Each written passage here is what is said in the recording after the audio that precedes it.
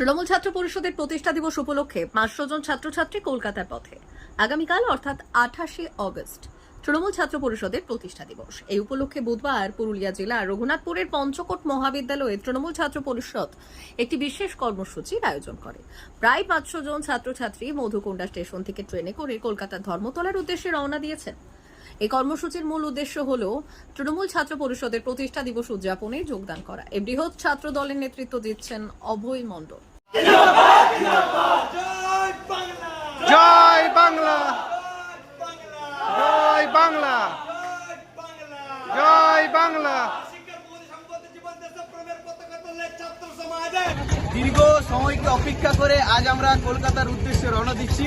আমরা জানি যে আগামীকাল 28শে আগস্ট আমাদের তৃণমূল ছাত্র পরিষদের প্রতিষ্ঠা দিবস। সেই প্রতিষ্ঠা দিবসকে উপলক্ষে করে আমরা পঞ্চকোট মহাবিদ্যালয় থেকে অনেক সংখ্যক ছাত্রছাত্রীরা কলকাতার উদ্দেশ্যে রওনা দিচ্ছি। এই যাত্রায় উপস্থিত ছিলেন পুরুলিয়া জেলা পরিষদের সদস্য বাবুজান হেমব্রম এবং সাদুরি ছাত্র পরিষদের নেতা শিবম আচার্য। এই ছাত্রছাত্রীরা ধর্মতলায় অনুষ্ঠিত মূল অনুষ্ঠানে যোগ দেবে, যেখানে রাজ্য জুড়ে তৃণমূল ছাত্র পরিষদের সদস্যরা একত্রিত হবে। এই ধরনের উদ্যোগ ছাত্র রাজনীতির ক্ষেত্রে একটি গুরুত্বপূর্ণ ভূমিকা পালন করে এবং ছাত্রছাত্রীদের মধ্যে সংহতি ও রাজনৈতিক সচেতনতা বৃদ্ধি করে। নমস্কার, আমি অভয় মণ্ডল, নিচেরা ব্লক তৃণমূল ছাত্র পরিষদের কনভেনার।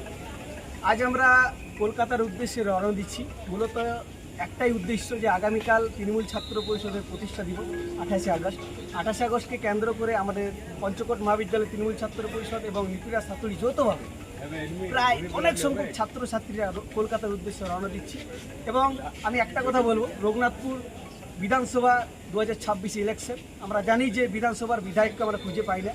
একটাই বলবো যে পদ্মপাতায় যেমন জল থাকে না, তেমনই এই পদ্মপাতায় যেমন জল থাকে না, তেমনই বিজেপি থাকবে না আগামী বিধানসভায়। ছাত্ররা প্রমাণ করবে এবং ছাত্ররা ঘরে ঘরে, পাড়ায় পাড়ায় এবং গ্রামে গ্রামে ঘুরবে এবং দিদির উন্নয়নের কথা তুলে ধরবে।